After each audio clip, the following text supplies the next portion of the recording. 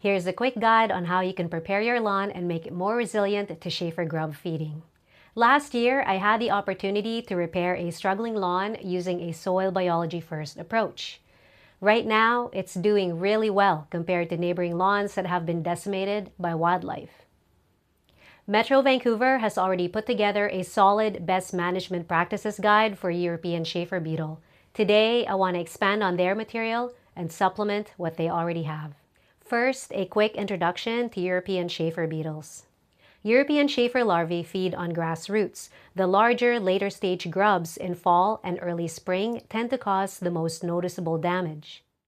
In heavy infestations, your lawn can feel spongy and lift easily because the root mat has been eaten back. If your lawn looks like this between January and March, you may have an infestation. You can confirm it by following the steps outlined in the Metro Vancouver Best Management Practices, which I will link as part of this video. Let's go through some of the key practices Metro Vancouver recommends and see where we can supplement their information. I was thrilled to read about their recommendation to allow wildlife to feed. We're talking crows, raccoons, maybe even seagulls.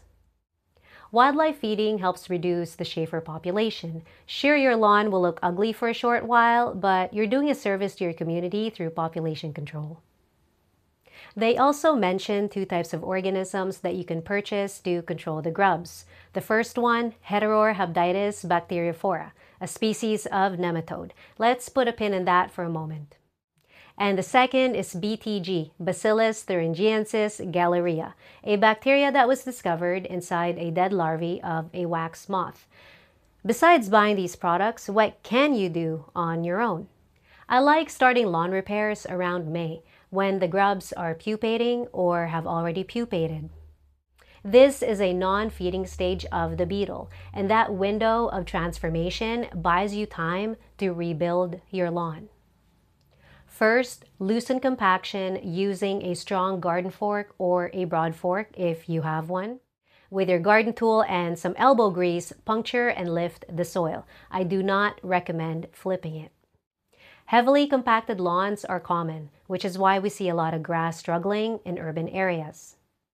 Water and air can't flow through the soil, suffocating the root system while also causing dehydration. Second, reseed with a diverse mix of plant species and add organic matter. The order of this one really depends on you, but for me, I top dressed with compost and then reseeded with a diverse grass mix. For this one, make sure to check the label. I don't recommend getting seeds coated with insecticides, as this defeats the purpose of growing biology. After reseeding, I topped with a little bit more compost to cover up the seeds. Metro Vancouver recommends raking up damaged turf. Personally, I would just leave all that dead plant material. Dead plants mean organic matter, which serves as food for your microorganisms. But of course, the work didn't stop there for me. Crows and other wildlife learn where the grubs are, and when turf is loose and spongy, they can peel it back fast to get to their fatty, protein-rich meal. This feeding is prevalent in the fall and winter, which is why we're seeing a lot of damaged lawns right now.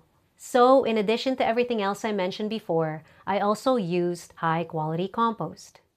I turned that compost into a liquid bioblend, a compost tea, and a compost extract, and then applied it across the lawn. This solution contains a mix of microorganisms along with soluble nutrients and compounds that support the soil and help new roots get established. Timing for this is key. I applied it right after seeding to support germination and encourage early root microbe interactions. This practice helps rebuild a thick root mat, which makes the lawn hard to peel back and may make the root zone a less favorable place for grubs over time. Metro Vancouver also suggests maintaining grass height at least 6 centimeters tall, meaning cutting it shorter than that makes it easier for female beetles to lay their eggs. The taller blades also help protect the soil, providing a nice cover to keep moisture in, especially during the dry summer months.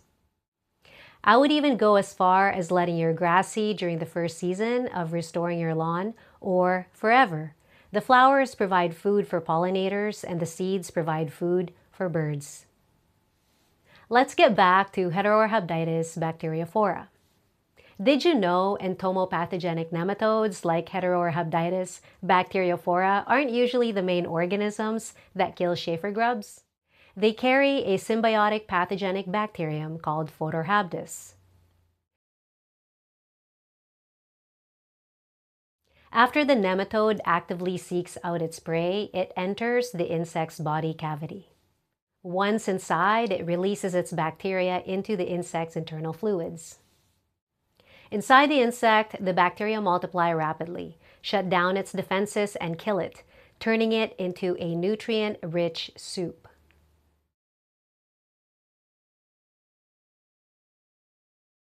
This typically happens within a day or two.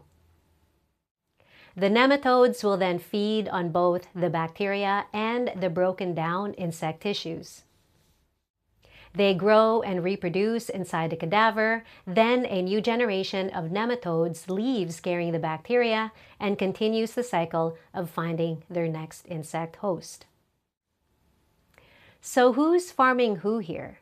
The nematode or the bacteria?